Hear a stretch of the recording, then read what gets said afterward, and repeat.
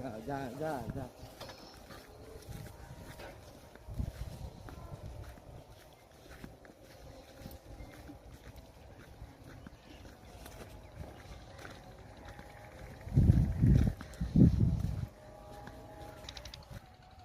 আসসালামু আলাইকুম, আমি সৈয়দ রফিকুল ইসলাম।